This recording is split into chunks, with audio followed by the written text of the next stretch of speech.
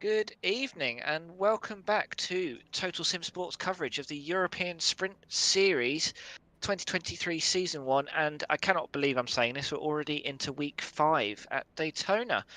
My name's Chris Rowlands. I'm joined today on co-commentary and in the production booth by Sean Cranley-Swash, who we can bring in a bit.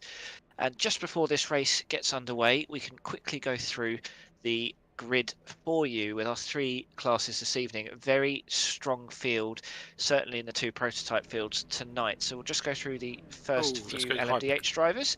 We've got Ross Woodford on pole. He has done a 129.7 and Michael Mariani is alongside him, just a 10th behind. Andrew Dawson and Sebastian Christian are on row 2 with Kevin Dalgay and Kenzie Newhoff in row 3. We have got 17 drivers in total in the LMDh field. LMP2, Elvis has entered the building and Elvis Rankin is indeed on pole. I promise you that will be the last awful joke I make this evening. I may break that promise. He's done a 132.97 and just half a tenth behind him is Ivan Perez, who we've seen several weeks before and is a very strong driver in that field. Nicholas Bowe and Owen Carroll are on row 2 and then Adam State and Gabriel Roos are on row 3. Our GTE field, which is, I'm not going to say it's weak, but it's certainly not as strong as the other 2, so keep an eye out on that. You can see on the car numbers there, most of our sort of lower, I mean, I say that most of these drivers are better than I am, for example. Juan Martin, who we've seen in several weeks before, he's on pole with a 140.197. Marlon Mordan in second, just 2 tenths behind him. Sasha Tuil in third, alongside Matt Joy in fourth, with Rodrigo Pocam and Felipe Salinas on row 3. 3 of our drivers in this field unable to set a time. Sean was speculating before the race that they got caught on the bus stop, and I think now's a good time to bring in Sean. How are you looking forward to this race? Do you reckon? I reckon the sunrise settings are going to play an impact after our night race last week. What do you think? Oh, I much prefer looking at these day races than the night races. It's all a warm-up for Daytona in a week's time. Obviously, it's not going to be the ESS cars that are running in Daytona in a week's time, but we will be seeing the LMDh and the LMP2 race there. So it'll be interesting to see how these guys get on. Obviously, this week, no new damage model. That's just in IMSA only. So it'll be interesting to see how these cars do differ for the drivers. Yes, there's been some talk on the ESS community Discord about how if you're using your Daytona setup in ESS, the suspension differences in the 2 different damage models means that could cause problems around the bus stop, and we are off. And Ross Woodford seems to have got the jump on Andrew Dawson and Michael Mariani. In fact, Dawson has got ahead of Mariani as we come into the first corner, but it is an awkward braking zone. You would expect drivers of this caliber to make it through nice and safely. So far so good, but we've got probably another 30 cars to watch come through. All of LMDh have managed it so far. LMP2 much the same, it would appear. Nicholas Bowe, however, not started by the looks of it, and some contact in GT, and there we go. There's our first of our incidents. In fact, I think about a third of the GT field haven't made it round the first corner. I am sure Juan Carlos Martin is not going to mind that as he sails off into the distance in the lead of the GT field, with Rodrigo Pocam up 4 places to second as well. So that will be good news for him. Dan Houdeyer in the LMDh has also, it seems, had an off on turn 2. But again, we go back to Ross Woodford. He has sailed clear, if you can call an 8/10 gap, sailing clear as we come along. I think we're on the back straight on the way to the bus stop here. Mariani and Dawson having a bit of a fight behind them. Sebastian Christian looking interested as well. Kenzie Newhoff behind is up a place into 5th. We're focusing on Christian here. You can see a bit of smoke in the background. That may actually be dust on the infield of the bus stop. I think, oh no, that is someone off. That's Aston Eaglemeers. Real shame for him, having qualified 9th. He is now having to wait for the LMP2 field to come through. Although I suppose if you're going to have an incident, get it out the way on lap 1 so you can calm down and carry on with your race, as we watch Aris Pats looking around the outside of Ross Woodford. In fact, something's happened to Ross Woodford there, because he was our race leader and he is crawling down the back of the field now. You can see him in the background there. So that puts Michael Mariani up into the lead. He's got back past Andrew Dawson as well. So a very eventful first lap in all 3 of our classes, and it really does seem to be anyone's game, as I can see Paul Busby of Effect Motorsports. He is unfortunately falling down the running order as well. I think he may well have been shunted out wide into turn 1. I would expect to see him climbing his way back up through that field. He'll probably be glad at least that he's able to stay on them there. And Mariani and Dawson are now fighting for the lead in LMDh with Sebastian Christian and Kenzie Neuhoff just behind. If they side by side there, this is what Michael Mariani will want to see, because the more these two fight, the more he's going to be able to build a lead. But Sean, I think we're not going to see that similar to last week, just because of how strong the draft will be around this circuit, don't you think? Yeah, it's going to be all about coming out those slow corners. So turn 6 onto the oval, out this bus stop here, being really careful not to get an off track and a time penalty, which I think is what happened to P1 on the first lap. There's no reason why he would have been that slow going into T1. About 30 seconds, which is the time you've got to lose your time penalty, is about into T1, T2 time. So I'm sure he was just getting rid of that before it ran out. See, I'm not a fast enough driver to have to worry about slowdown penalties, because I'm never pushing hard enough to gain them. So we can go to Oliver Freund now, who is having a nice big battle with Aaron de Roos ahead of him in 11th, and Nacho Garcia, Matthew Roberts just behind in 13th and 14th. And a bit of a look on the inside from Freund there, but I think Aaron de Roos will be happy that he didn't go for that. In fact, de Roos started at the back of the LMDh field, and he's done well to bring himself up to 11th. Let's have a look at some GTE drivers. Now, we noticed before the start of the race, we have got all 5 GTE manufacturers represented in this race for the first time in what seems like forever. And we currently have 4 of those manufacturers in the top 5, with Rambo Jules being the sole Ford. Sasha Tui, who is in the other Ford in this race, seems to be in the pits after that lap 1 carnage. But Rambo Jules here, I think we saw this last week in all 3 of the fields around Le Mans. When you're sort of in that middle of a pack, you're a bit stuck, because the driver behind you is unlikely to get past just because you've got the draft yourself. But unless the driver in front of you really messes up, you're unlikely to get through. And we can see Paul Busby now having to let some LMDHs come back through, I think, is what's happening here. But of course, the top speed's not that different. So it is really tricky, and in fact, oh no, this was actually, sorry, I'm looking at timing screens incorrectly. That's Paul Busby getting past Eduardo Roberte, and then Aston Egelmeers and Dan Hoydyer are just behind in LMDHs. So Paul Busby recovering there, and you can see another, in fact, 2 Effect Esports liveries there, as one come past the other. That will be Aston Egelmeers. I should know this, I am in their Discord, I do recognise these names. And we can go and have a look at, we've got a 3-way battle for the lead in LMP2, which those midfielders in LMP2 will be delighted with, because the more these guys fight, the more they'll be able to build that time back up there. As in the background you see, I think Gabriel Roos pushing a bit too hard and going wide at the exit of turn 1. That's brought him back into this LMP2 battle. Ollie Cole's just got past him. Max Koos is looking interested in a bit of a tap, and he's had to go wide. That's Gabriel Roos, I'm afraid. Ollie Cole, the one who tapped him off. That's yeah, that is a dreadful lap indeed. It's not been a good start for him. He is tumbling down the order. Paul Busby's now got past him. Gabe is in the number 10 car. Busby in the Effect number 17 on the inside there. So Busby is now only actually a place back down on where he started. So perhaps not going quite as badly as we assumed. Maybe it's from seeing the Effect liveried LMDHs in 16th. Perhaps spoiling that there, but we've touched on it in previous weeks. There's almost no difference in top speed between the LMDh and the LMP2, so it is going to make those two classes getting past each other really quite tricky, because as you can you'll see here, Dalgate and Pats, it looks like, are trying to make a move as we come into turn 1, but I'm not sure the braking zone on the outside of turn 1 is necessarily the place to get the move done. And Dalgate has indeed quite confidently and quite well indeed defended that place from Aaron Pats. But all the time he does this, it's going to allow Kenzie Neuhoff ahead of them to just build that gap a little bit more and try and keep himself within the draft of Andrew Dawson, who is now in 3rd, and himself trying to keep up with the battle for the top step of the podium, which is currently Mariani and Sebastian Christian. Someone has locked up just ahead.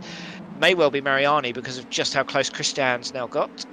And I mean, he started in 4th, Christian. He's up to 2nd now, and he's challenging very nicely for the lead. And I suspect we'll see a similar thing this week to what we saw last week, where I think it was in the LMP2 field. We had a couple of our drivers fuel saving to the maximum, just hovering in second or third, and then building a 5-second lead at the end of the pit stop. So I do wonder, is Sebastian Christian going to do the same thing with Michael Mariani? Because it's not as though Mariani is a slouch. He's a very, very good pace car to have, wouldn't you say, Sean? Yeah, and that's the thing. He's able to keep that pace up behind the leader, not lose too much time to the cars behind. There is a 2-second gap between the top three and fourth place driver as well, so that's always going to help. But being able to keep pace and hoping to save that fuel is really going to help. Yeah, in fact, there's only actually about 7 or 8 seconds separating the top 9 of the LMDh field, so it's very competitive today as we see the Corvette of, I think, Giovanni Guastel getting out of the way on the outside of turn 1. I'm sure the LMDHs will be quite grateful with that. Actually missing a bit of a front there, so perhaps discretion the better part of valor there for Lorenzo Guastelli. Just, you know, he's in 8th in GTE, which is, I think, last place of the non-pitting GTEs, and you can see a bit of a miscommunication there. Hopefully nothing has come of that for the car in the background. We can have a look at Elvis Rankin leading LMP2 from the start. Ivan Perez right behind him. And again, this is a similar holding pattern to what we saw last time out. That's Aston Egelmeers in the background in the LMDh, waiting his turn to get past. He's going to do so round the inside of this corner of the infield. The infield probably, in some respects, the best chance for these LMDHs to make some ground on the LMP2s, just because they're going to have slightly better acceleration, they've got more downforce, so where they've got more corners on the infield, just by definition, perhaps that's the best thing for it. And of course, let's not forget that Dan Hoydyer in 14th behind. Egelmeers is going to want to build a bit of a gap there. He's only actually 11 seconds down the road to Milo Linford, who is the next driver in his sights in LMDh, as Nacho Garcia has just been passed by Milo Linford, so that has actually changed. And it may well be worth these drivers looking to cooperate a bit more, because you don't want to cost yourselves too much time. I mean, even Linford and Garcia down in 11th and 12th, they're only 16 seconds off the lead of LMDh, as Garcia's trying to look to come back at it, and they're going to come up on a GTE, which puts paid to that. In fact, that's Guastel again. He's you got to wonder at what point is it worth him pitting, because the GTEs are approaching the beginning of their pit window. I would have thought, Sean, it's worth getting that damage repaired as soon as possible. Well, it looks like he's about 5 seconds off the pace of the lead GTEs as well. So it's one of those things. Can he be competitive enough and slow enough to not have to fuel at those paces? That pace, probably, maybe. It's perhaps not worth us keeping too much tabs on, because I don't think we've got more exciting battles than 8th place in GTE to be focusing on. For example, Elvis Rankin, who's now got Dan Hoydyer in the LMDh for company behind him, which gives him a little bit of breathing room for the battle with Ivan Perez, but I'm sure that they'll come straight back on there. In fact, Rankin is going to be slightly compromised here. I think slightly is understating. Massively compromised here by Dan Hoydyer attempting the overtake. Although I think, fortunately for Rankin, it was Hoydyer who got overly compromised by that. And we've also got a big fight still raging for the lead in LMDh, with Michael Mariani still in the lead, with Sebastian Christian just behind. Another GTE, that's Philippe Salinas. No, it's not, it's Rodrigue Pocam. My apologies. And he's got out of the way nicely. They've only actually got 4 GTEs left to overtake, so that's quite early on in the race to be getting their way through the GTE field. Just to compare the lap times of the 3 classes, we're looking at 130s for the LMDHs, 134s, 35s for the LMP2s, and 141s for all but Juan Martin, who's done a 140 in the GTE. So there's only about 5 or 6 seconds per class. So it's nice and easy for the LMDHs to get past the GTEs with that 11-second difference per lap, but it's a little bit trickier once the LMP2s get involved, as Perez is really looking interested at this stage in getting past Elvis Rankin. I think with Owen Carroll, the #1 car on the grid, just behind, these two will surely want to be looking to build as much of a gap as they can possibly try, because you would assume Owen Carroll has got the slight pace advantage over the two of them, although I guess if that were true, he would have qualified higher than 4th. But, well, I think this is beginning to settle into a bit of a holding pattern. I don't think Ivan Perez has looked too desperate to get past, but he couldn't get much closer to that number 2 car of Rankin if he tried. So we can have a look at the midfield battle in LMDh. Ross Woodford is slightly ahead of Kevin Dalgay and Dario Agnello here. They're neck and neck as we come into the bus stop. Oh no, we're not bus stop, sorry. This is the start-finish straight. Is anyone going to blink into turn 1? In fact, Dalgay has managed to get ahead of... Oh, sorry, Agnello has got ahead of Dalgay. And we've got a GTE pushing themselves wide. That's the number 33 of Sasha Tweel, who is, I believe, a couple of laps down after that lap 1 incident. He's got out of the way nice and safely. And is not in a battle with the other GTs you can see around there. Rankin and Perez are now only separated by half a tenth of a second. That to me looks like a bit of bump drafting. Sean, I don't know how much you've... Well, actually, I'll wait for a second because it looks like he's trying to make the move around the outside, but Rankin defending that inside line. Perez, I think, deciding against it. Is he going to make a move into the right-hander? The line is being defended by Perez, so he's going to have to go the long way around, is Perez.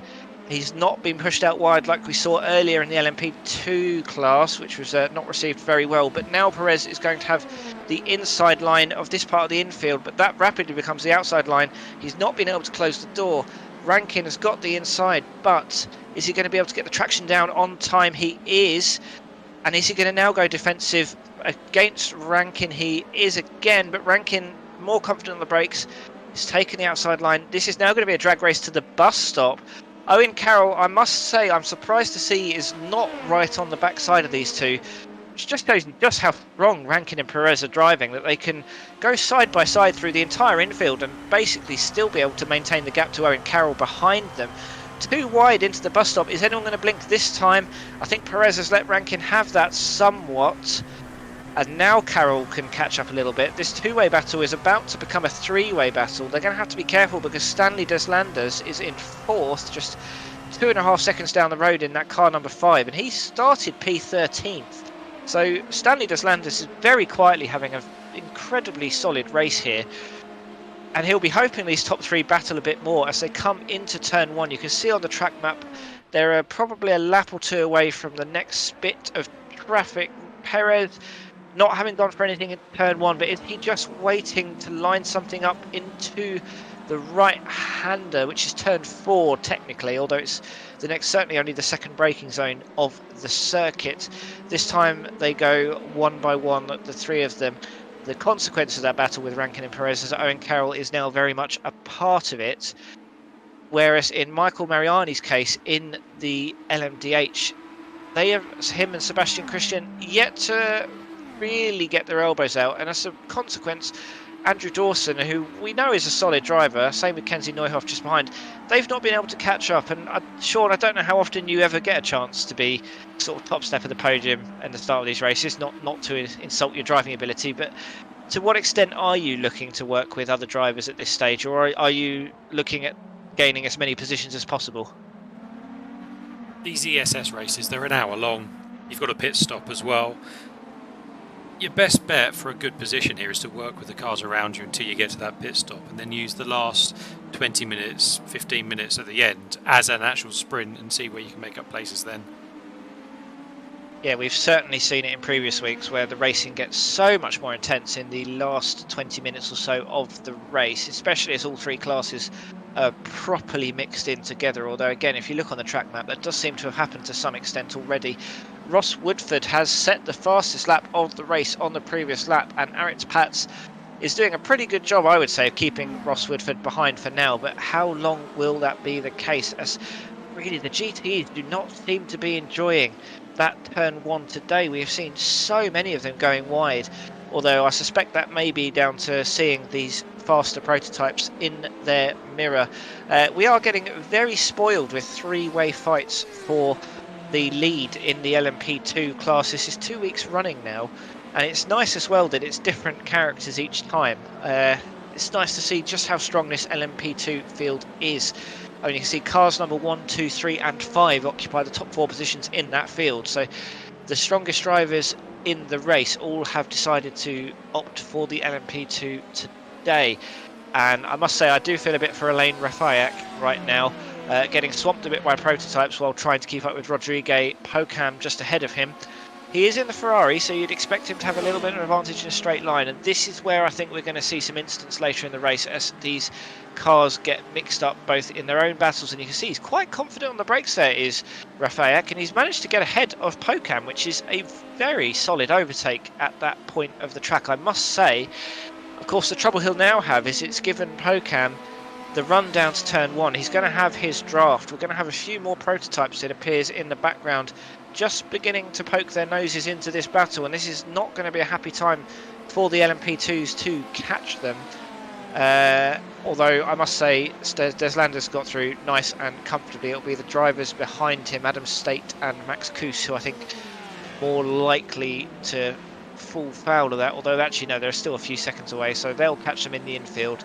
Not actually that much easier, and we can see Bruce Granheim, car number 42, so it's technically the weakest driver on the field, but he's doing quite well in 7th in the GTE field, just to show how important it is to stay out of trouble. And speaking of staying out of trouble, here is Paul Busby. He has actually dropped another place. Gabriel Roos, I think, has managed to get past him, so something has clearly happened there, but he's just ahead of him by not too much, and Ollie Cole as well, another driver not too far up ahead, so it's certainly drivers to keep an eye out. As you can see, Gabriel Roos really struggling there, and it's actually going to allow, well, in theory it's going to allow the GTE pass, but I think the GTE knows better than to try and come back past. Paul Busby just getting a little bit unlucky with where on the track that GTE was encountered, because he probably had the pace to get past Gabriel Roos, but is going to have to settle for his slipstream as we come round the back turns towards the bus stop. And I don't think Paul Busby is going to make a move here, although he is getting closer and closer as we come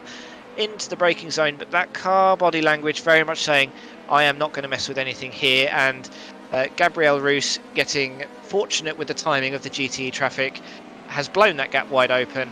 I'm sure Paul Busby will be fuming with that, but the alternative was potentially killing himself with the GTE, and in fact the GTE, I believe, has just thanked him on voice chat for what is some very considerate, very kind driving.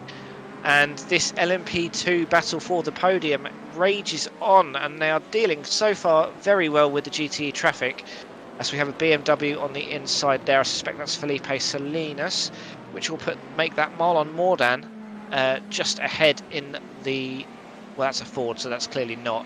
That's car number 33, that's Sasha Tuil, who's on a lap on his own. So I would, if that were me, Sean, I don't know how you are with traffic. Once I'm a lap or two down because of incidents, I just let people pass. You think I'm not really racing at this point, and I don't want irate people yelling at me over voice chat. I'm not sure if you're quite so kind as me, but maybe this is why we're languishing down in the 2000s for iRating and not up with these elite drivers.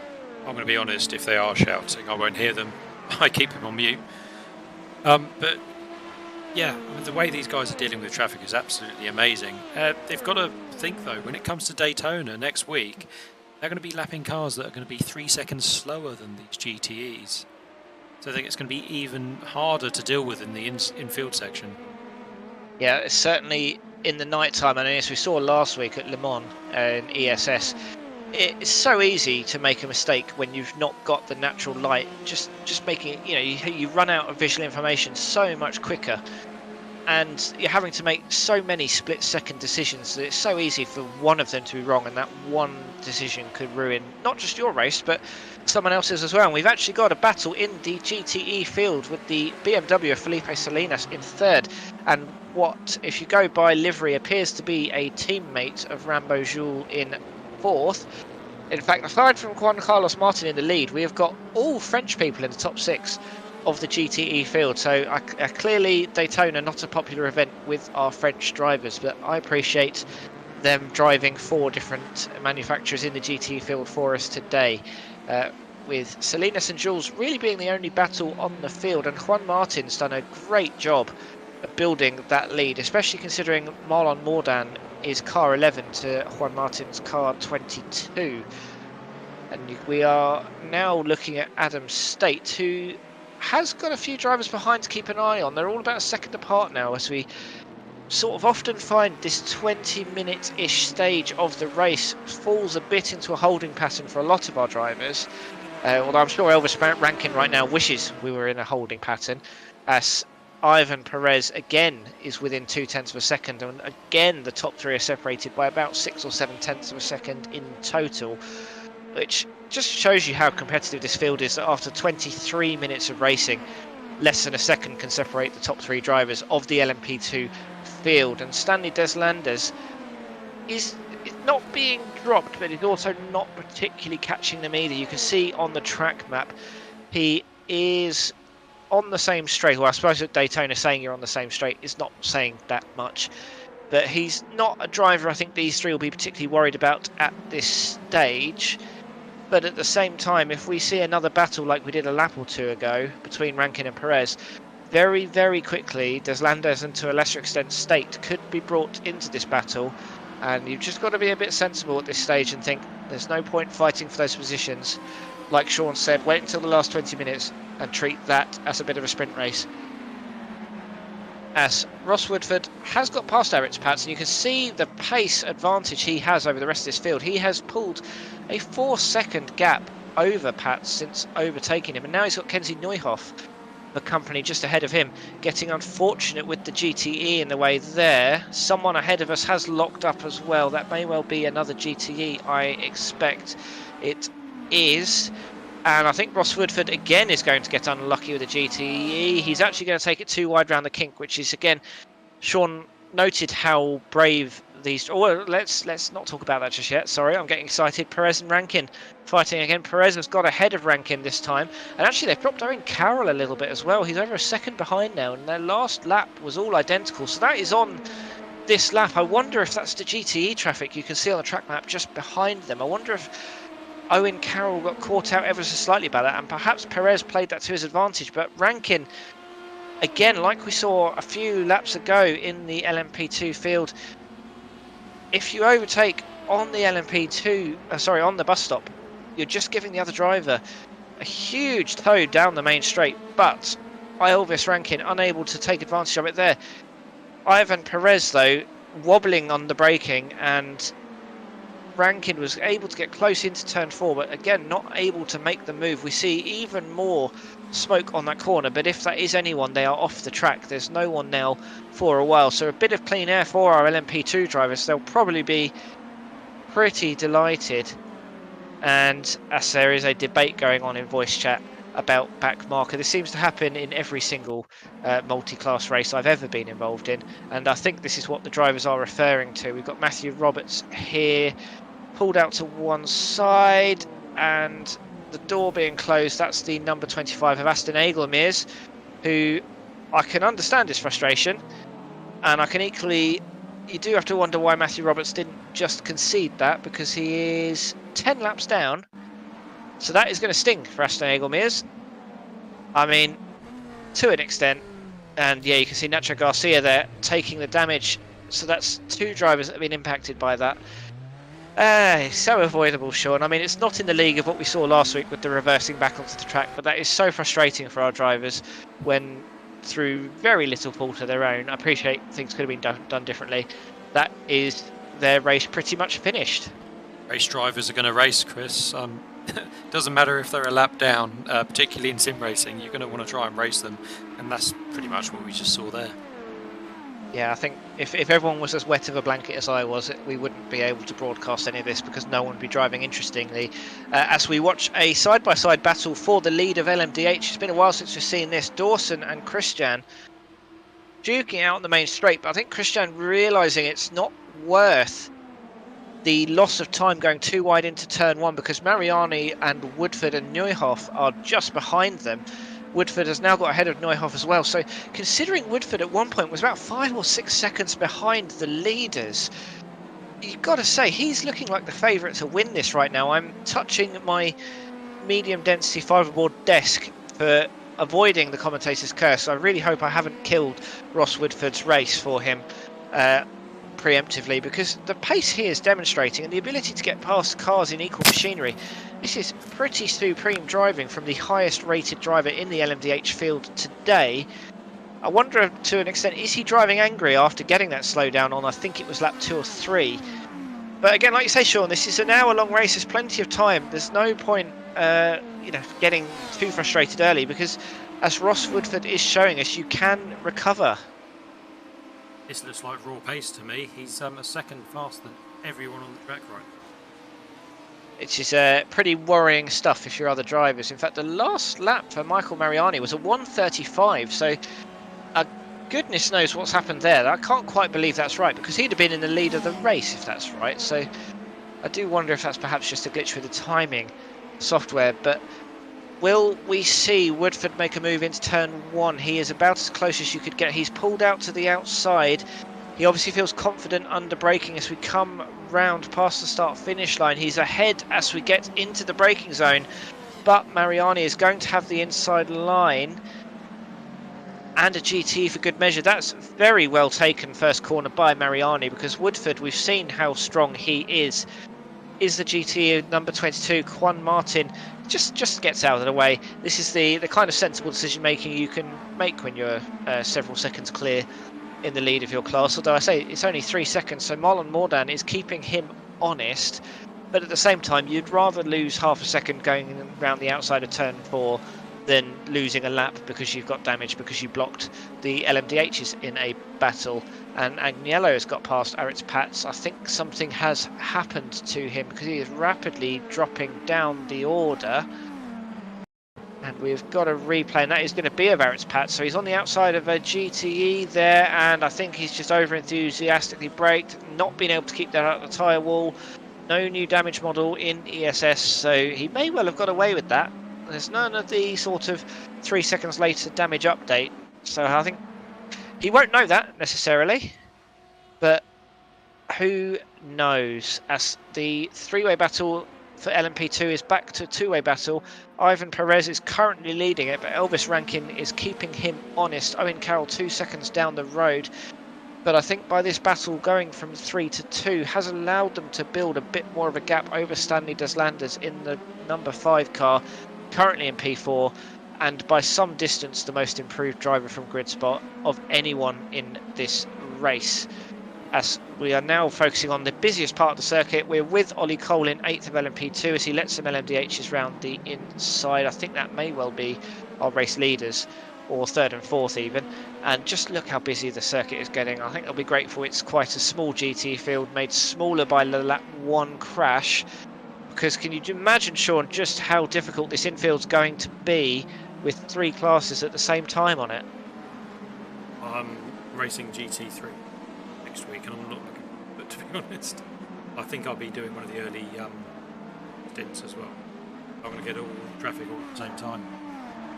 Well, is that going to be... I'm not doing Daytona, so I don't know. Oh, yes, we've got an accident there. That's Ollie Cole and Gabriel Roos. That's a very silly place for an accident. And one of the two of them seems to have been able to survive it. I think that's Ollie Cole. But Gabriel Roos, massively victim of that. Let's see if we can get a replay of exactly what happened there as the cars are shaking the camera. I love that that's an effect.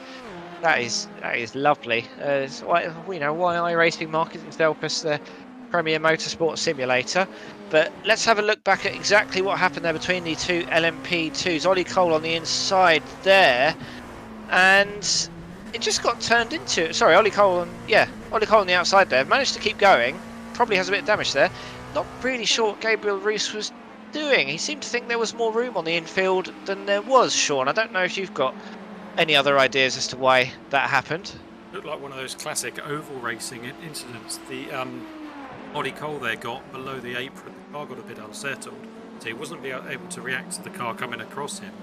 He had to try and keep that car steady, which is hard enough, and the car in front coming across him, they just took each other out.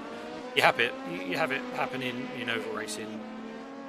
Sometimes I'm surprised to see it here with these cars on ovals with drivers that might not be here with them. Indeed, and you can see a bit of bump drafting there from Elvis Rankin. This might be why they're able to build a gap over Owen Carroll and Stanley Deslanders. And that's nice cooperative driving. And I think at this stage, unless Elvis Rankin hasn't practiced his pit stops, you'd have to fancy him to make the jump in the pit stops. And on that note, Sebastian Christian from 2nd in LMDH has already pitted. So that's lap 20, just 32 minutes. That's probably about 8 to 10 minutes early for what you would normally expect the LMDHs to pit in. So it'll be interesting to see, was he able to fuel save while behind Andrew Dawson? Let's have a look on the track map. He is in P10 of the LMDH field. So actually, yeah, once he gets past, I think that is Michael Bell in the LMD P2, he's got a pretty clear circuit for the next few laps. So this could well massively play into Sebastian Christian's hand. He was only stopped for 20 seconds, so it's, excuse me, it is unlikely he was stopping to fix much damage. We'll have to wait to see how long other cars will stop. Ross Woodford, excuse me, has set another fastest lap of the race, and he is putting Michael Mariani under so much pressure now. And it's not as though, you know, Michael Mariani is an over 6,000 iRating driver. It's not as though he is not an iRacing elite driver himself, but the pace we are seeing from Ross Woodford in that LMDH tonight is just in a completely different league. It's a little bit scary, to be honest. I think Andrew Dawson will be delighted that Woodford got that slowdown on lap 2, because otherwise I think we'd be looking at a very different makeup of the LMDH running order at the moment, as we have got... Oh, sorry, Soren. I think you're right, Chris, because Woodford was, what, 8/10 clear. He had his time penalty. So, yeah, if he didn't have all these cars to overtake, one, it would not be as entertaining for us to watch him come through. Two, run away with this. But saying that, Andrew Dawson was only 1/10 slower than him this lap. Yeah, again, it's like we're saying about Michael Mariani, is that, you know, these are still elite drivers. It's just Ross Woodford seems to have that little bit of extra pace, and he's trying to overtake Mariani. He has managed to get round the outside, but we saw this a few laps ago. He's got more of a gap this time, and we have seen him manage to get onto the apex before Mariani is able to stay alongside him. So this time, he has got the move done, and I'll be interested to see now, with a bit of clean air, is Woodford going to be able to close the gap to Dawson? Now, while they were fighting on the lap, Dawson managed to go a second a lap quicker. But of course, in similar vein to Woodford, Dawson hasn't exactly been able to fuel save a huge amount, because he has been leading the race, which, you know, talking like that's somehow a bad thing. But it's sometimes with these tracks with high amounts of full throttle time, you do sometimes want to just hang out in second. On that note, in LMP2, Elvis Rankin is back ahead of Ivan Perez, and some of the LMP2s have started pitting, so we are looking at getting into the pit window for the LMP2 field. Now, of those two, Sean, I would say that Elvis Rankin has spent more time in the draft than Perez has, but do you think that's going to make a huge amount of difference, or does it depend on too many other factors for us to say with any confidence it's all about who's drafted who? I think actually it's the other way around, Chris. Elvis gave the lead up about 24 minutes into the race.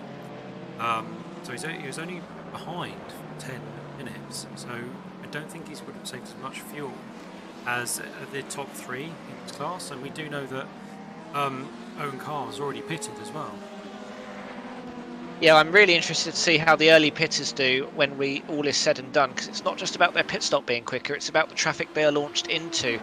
As we now are with Paul Busby, who is drafting down the main straight. He has clearly done some good fuel saving, because he's lasting quite a bit longer than a lot of the LMP2 field.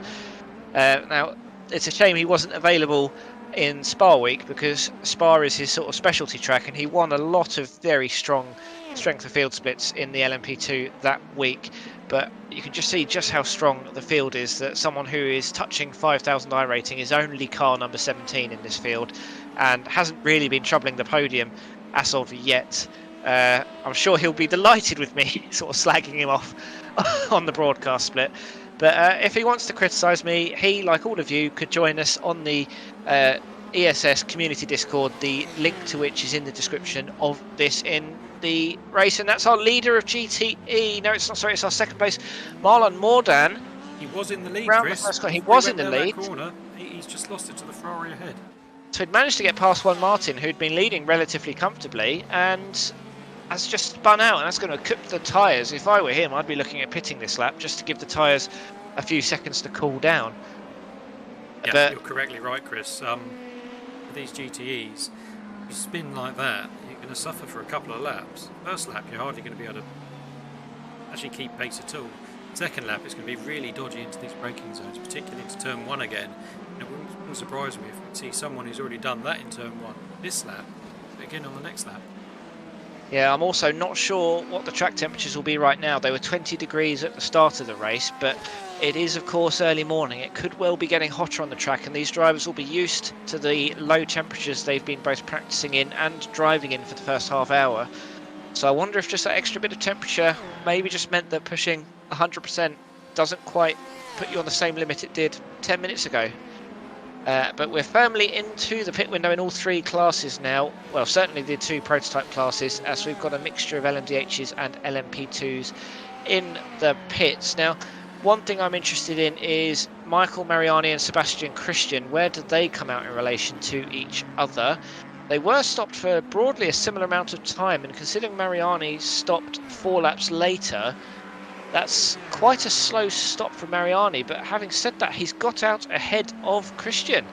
So I'd be very surprised if we see Christian overtaking Dawson, unless Mariani's had a very, very, very strong in-lap. But we'll have to wait and see as Dawson is coming in, so we are going to find out now, but this all could well be a bit of a red herring. It could well be that Ross Woodford is the man to look out for, although he was a second a lap slower on the last lap, and is pitting as well, along with Neuhoff. Let's see if Dario Agnello pits as well, and if he does, that'll be the entire LMDH field in the pits. This may well be our last lap for most of the prototypes, because everyone is either in the pits, has already pitted, or is approaching the pit lane now. Let's see if Paul Busby is coming in, currently in 3rd. Yes, he is pitting. It'll be interesting to see not just the stop times for some of these drivers, but the overall pit lane time, because that's the difference between Mariani and Christian. They had similar stop times, but Mariani was a full second quicker in terms of both going in the pit lane, stopping, and getting going again. So, you know, there's all these incremental gains you can make. Andy Dawson has finished his stop. He was stopped for less than 20 seconds. You can see him in the foreground there. He has built quite the lead, has Dawson.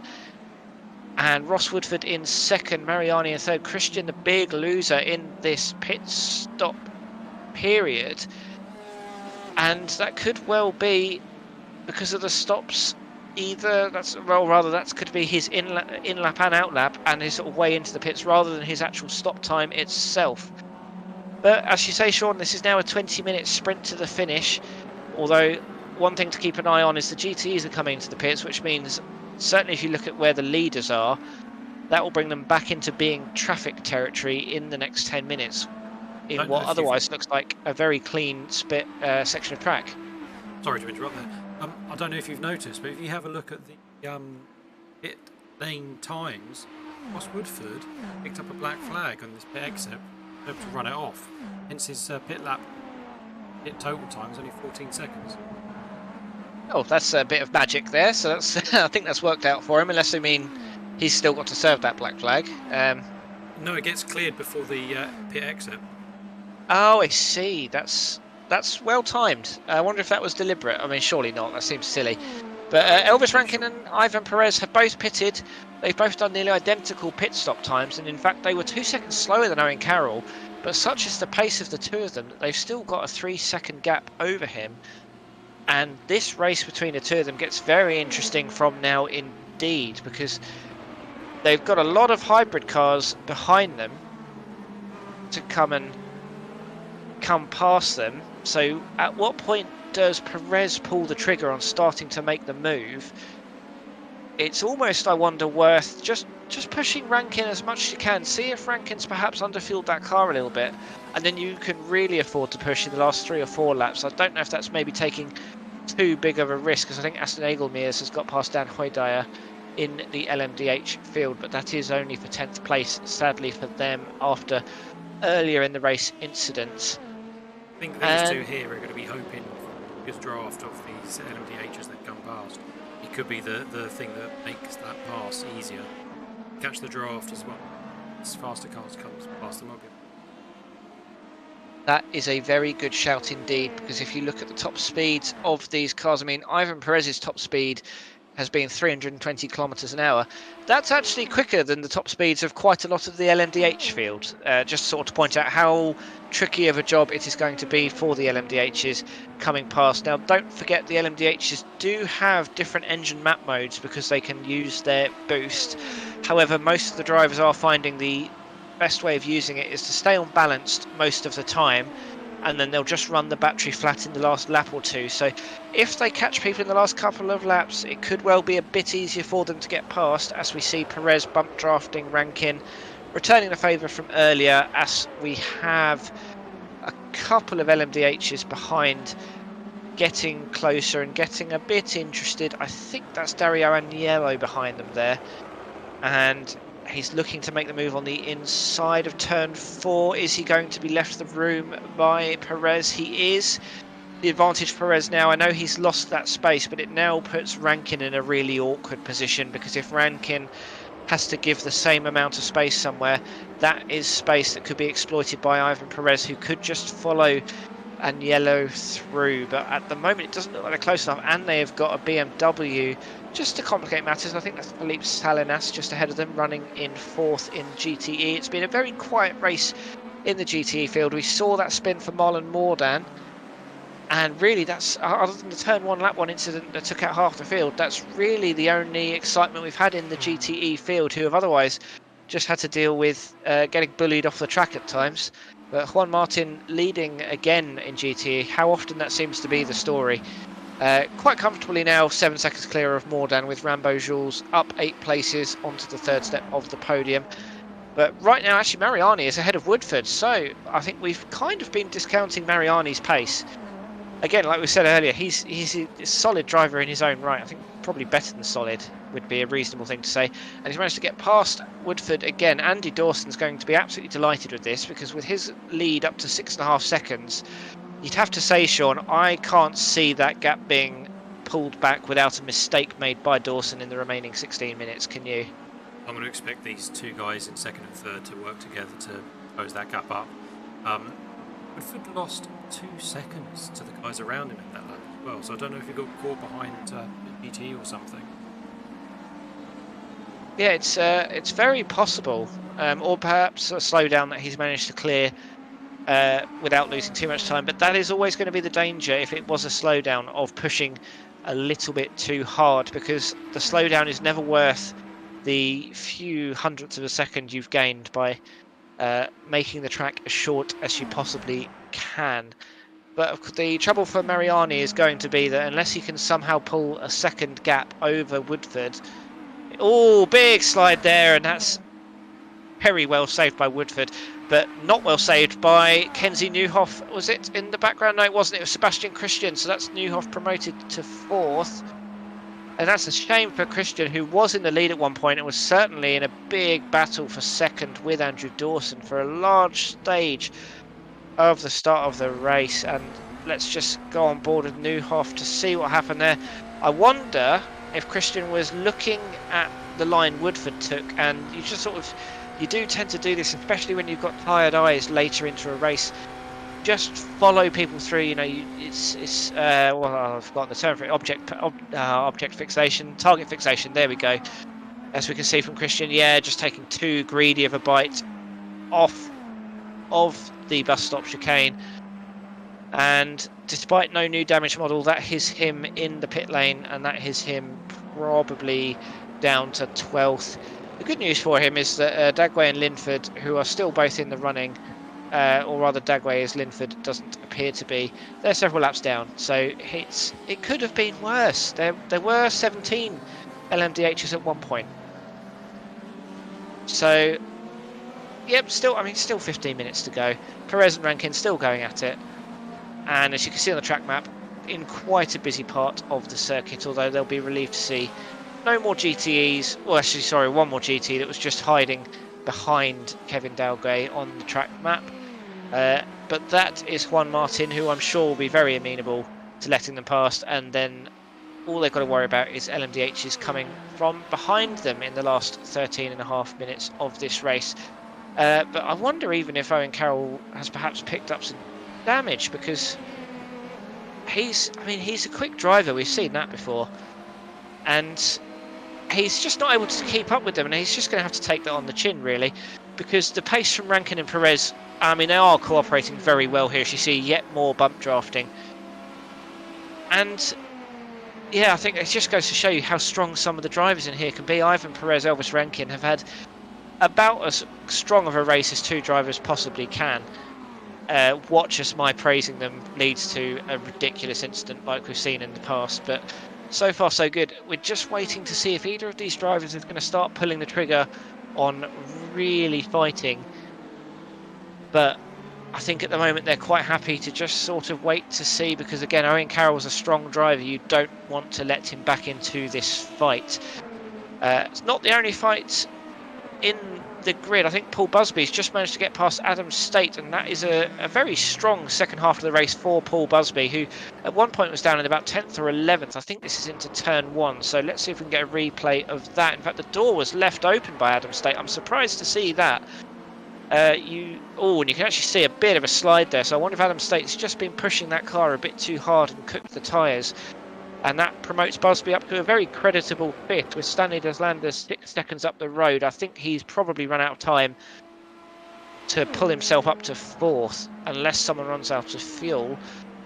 Ross Woodford, I wonder if he may well have a bit of damage, because he has now got Kenzie Neuhoff behind him. Well, actually, I'm doing Neuhoff a bit of a disservice there, perhaps. Again, another very strong driver who could well have just caught up on his own merits and is currently giving Woodford quite a battle. And I think, Sean, we were expecting Woodford to be fighting for the lead, but again, like you say, just goes to show these are hour-long races. It's important to remember that just because you've got good pace in the first half of the race doesn't necessarily mean you're going to be able to maintain that for the whole 60 minutes. I'm not sure if that spin out of the bus stop is either dented his confidence. I mean, lap time wise, he's still 2-3 seconds off the fastest guys now, or he's killed his tyres for a few laps. I'm not sure. Maybe someone can tell us either in the Discord or in the forums whether doing something like that out of the bus stop is laps for a period.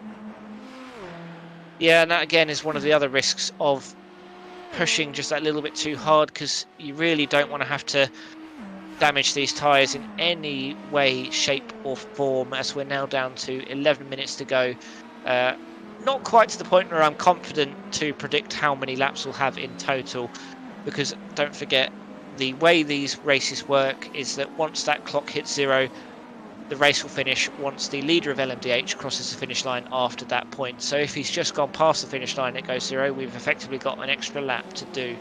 As Adam State is not willing to let this position go. I think I was talking as though Paul Busby had that all sewn up, but State, now with the advantage of draft, is still within touching distance, although possibly some effect teamwork there. Aston Egelmeers providing the draft boost that Sean was talking about earlier in relation to the LMP2s, who are now only 0.05 of a second separated, Perez and Rankin, as they, I suspect, are continuing to bump draft down the main straight. Well, actually, hang on, Perez has got past Rankin, hasn't he? Because surely Rankin was ahead before. Is that the case, Sean? I've sorted these two swapped positions so much I've lost track of who's been in the lead when. No, this is how they were like last time we caught up with them. Ah, okay. It's too exciting for my tiny brain, and I'm surprised it's not got more aggressive yet, because we are now at a point where I think they don't need to worry about Owen Carroll. We're looking at probably six, maybe 7 laps. Well, probably 6 at this point. And you're sort of saying at that point, is Owen Carroll really going to be able to catch up over a second a lap? And not at the pace they've been doing. And Max Kuss has managed to get past Adam State, so I'm not sure where he's quite come from, but very good job from him as he's going around the inside of turn 4.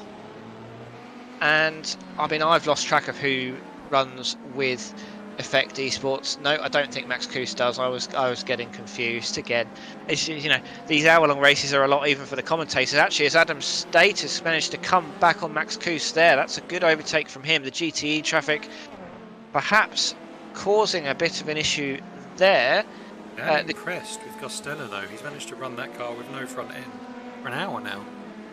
Yeah, that is actually very good going, because he's both going to be down on top speed and down on a bit of downforce, ironically, as again this battle for LMP2, and I feel a bit for what I think is Dario Agnello again, because you really won't want to be getting mixed up in this fight. It's Pats, forgive me, Pats. He's doing a bit of a wobble there, and I mean the trouble for Pats is that he's sort of in no man's land. He's not really fighting for position, so the nice thing for him to do is to not get involved at all. He's currently in between Perez and Rankin. Perez won't mind that, but he'll now really want Paz to get past as quickly as he can. And this is not the place to be doing it. Paz really doesn't look like he's got the confidence in that infield to do anything about it. Max Kuss and Adam State are now side by side. Paul Busby's flown off into distance, so Adam State I think's had an accident somewhere. And let's see if Max Kuss... Oh, they're getting very close. That is, I've often thought, I'm surprised we've not seen an incident into the S's tonight amongst any of our drivers. It's quite an awkward place to go too wide in, and Adam State bullishly defending that place from Max Kuss, perfectly entitled to do so. I think they're both settling for the fact that they're battling for 6th and 7th now, and that Paul Busby is long gone. He is 7 seconds up the road now. And say, Chris, that Paul's long gone. He's actually lost a second to the 4th place guy while these two have been battling, but these two have been battling so much. The 2 laps since 5th place, they've lost 5, 6, 7 seconds already. And I think that's why we always point out why it's worth cooperating with your other driver. I mean, look at Perez and Rankin. They're now 10 seconds clear of Owen Carroll, which is impressive enough to do on your own.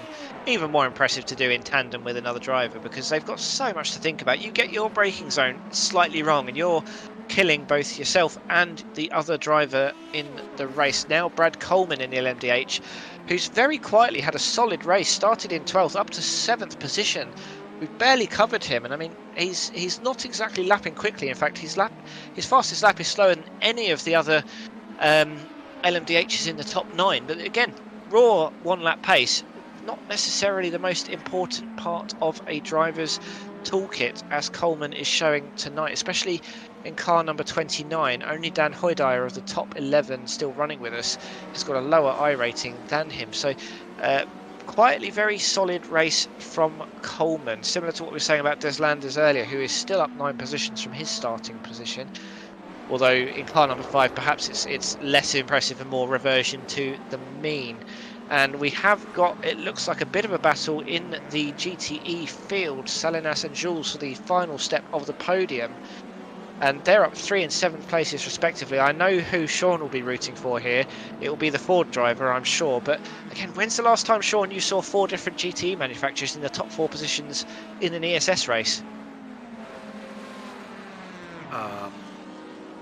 Remember the last time I saw that? It's been a very long time.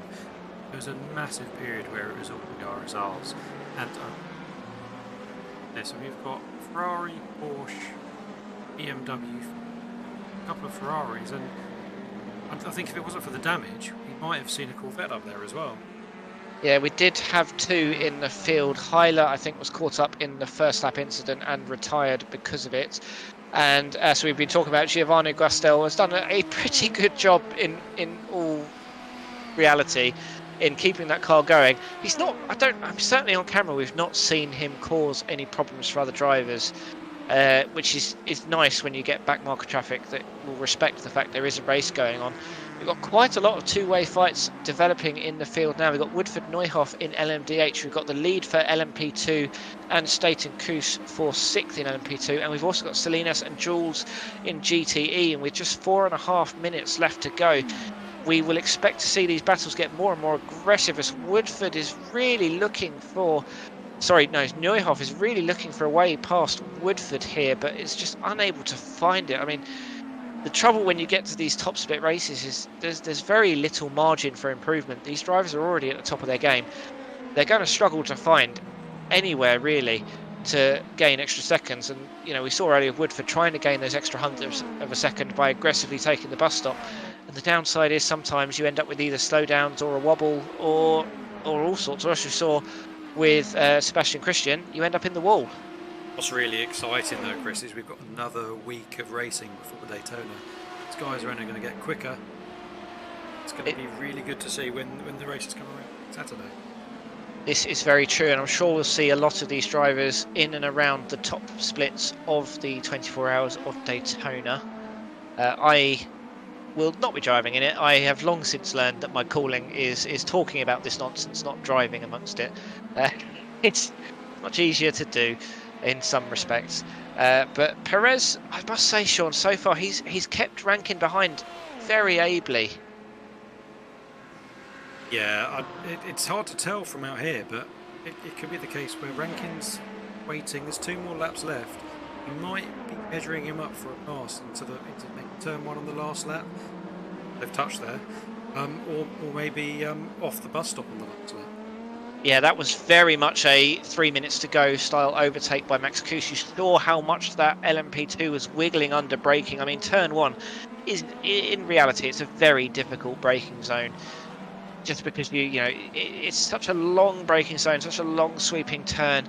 If you're on the limit, it's not going to take a huge amount to completely wreck your corner. And I think Adam State did a good job of making sure he was out of the way enough that he didn't get ruined by that contact, even though he still had to suffer it. And you know, he's still got a lap and a half to try and come back, as Ollie Cole has got past Guillaume Peepers not for 9th and 10th in LMP2.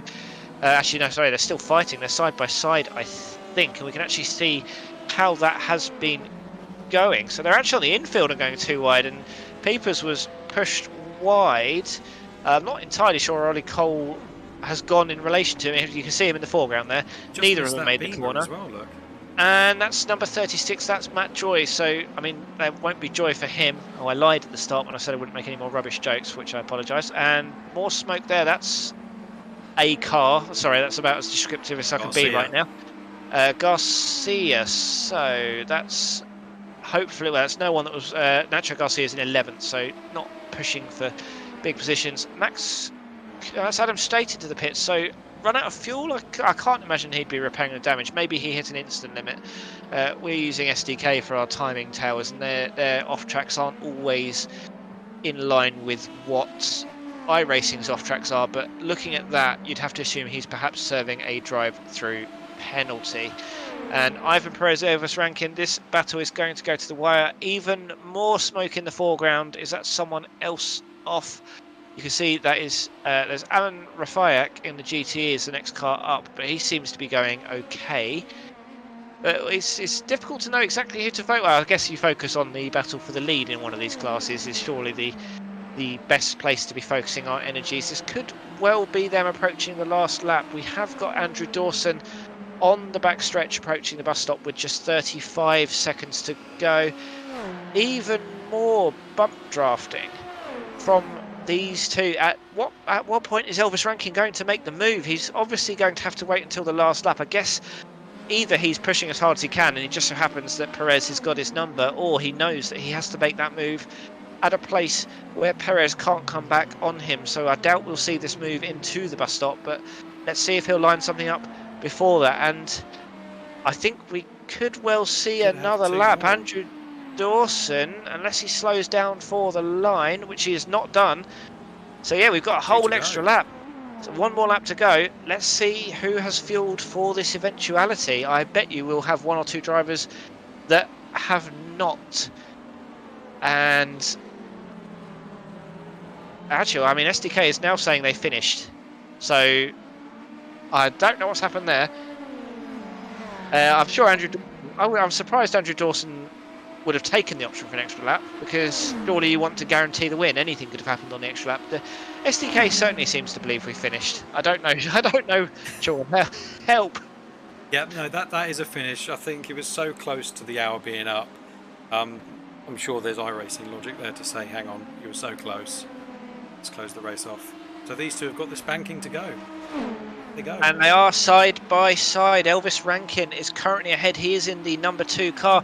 We've got the number 3 of Perez behind. I don't think he's going to be able to do anything about that. I saw Perez hit his brakes for some reason into the wall. He couldn't. Oh my god. Oh dear.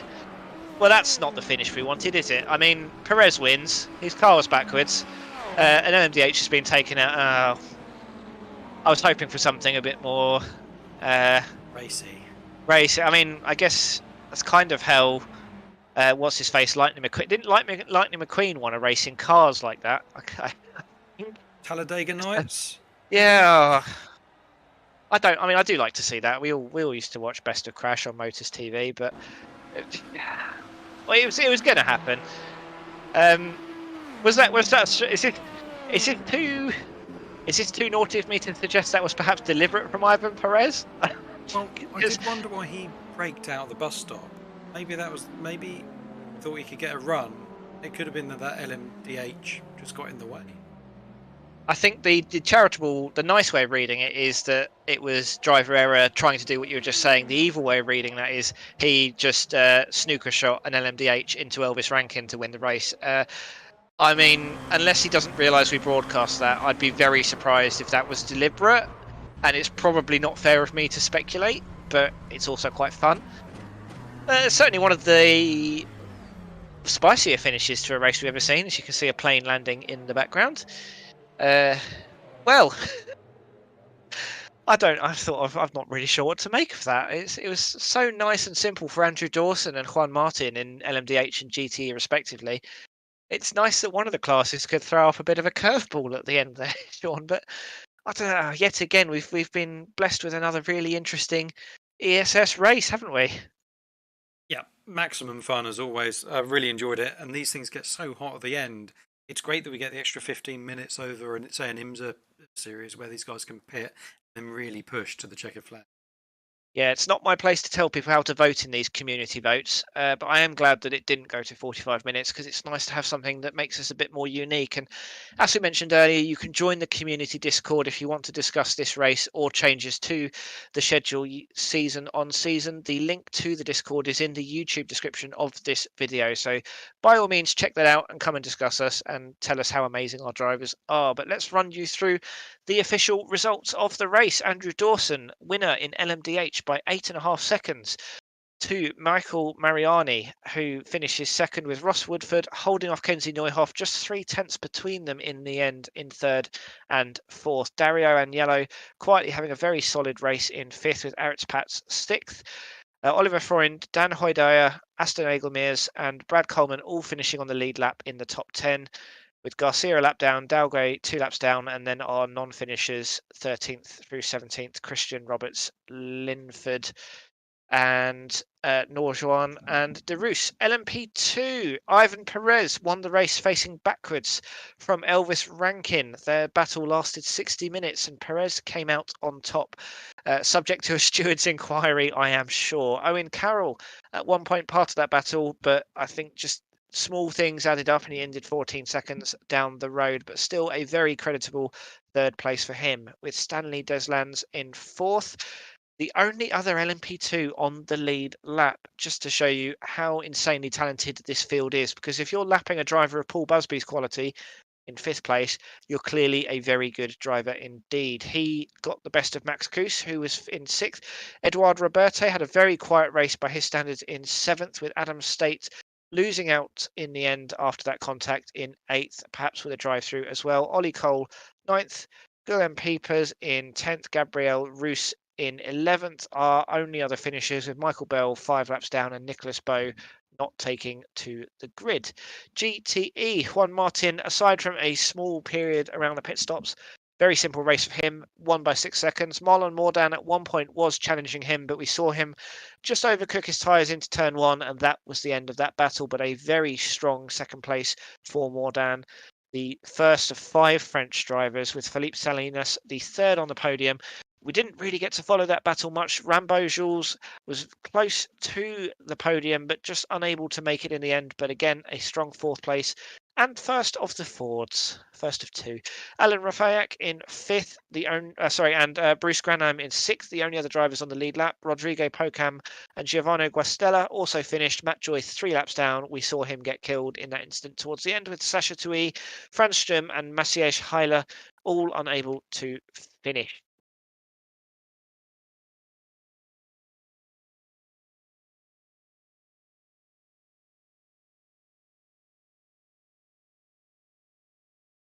Broadcast split, but even if these aren't able to come up or accurate, we will of course get to see those in the community Discord. So again, feel free to check that out.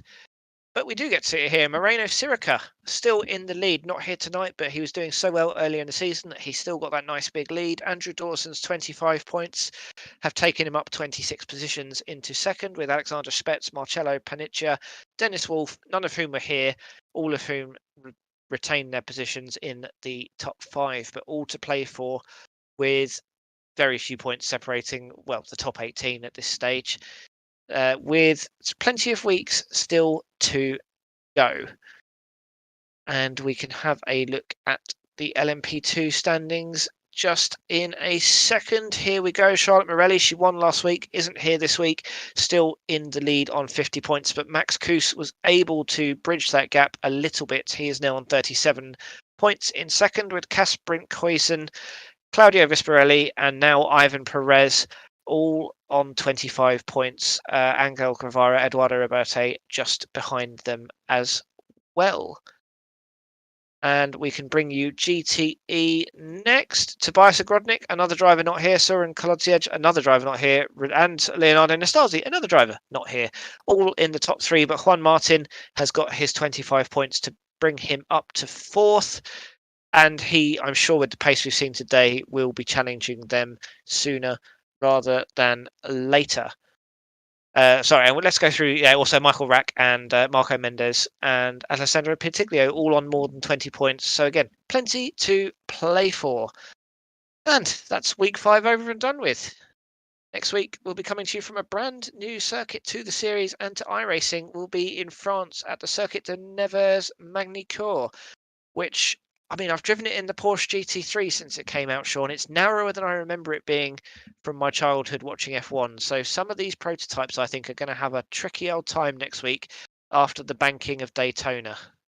Yeah, we've just come off Le Mans as well, so a very, very different track. I've run it in the P Cup the other week, and yeah, it's really tight, tighter than I remember back from 1997 when I last drove around it in a action game, I think. Graphics have slightly moved on in some simulators cases more than others. But yeah, we will see you at the same time next week. I've been Chris Rowlands. I've been joined by Sean Cranley-Swash on co-coms and in the production booth. Like we've said several times, come and join us on the community Discord. Link is in description. And otherwise, we'll see you next week.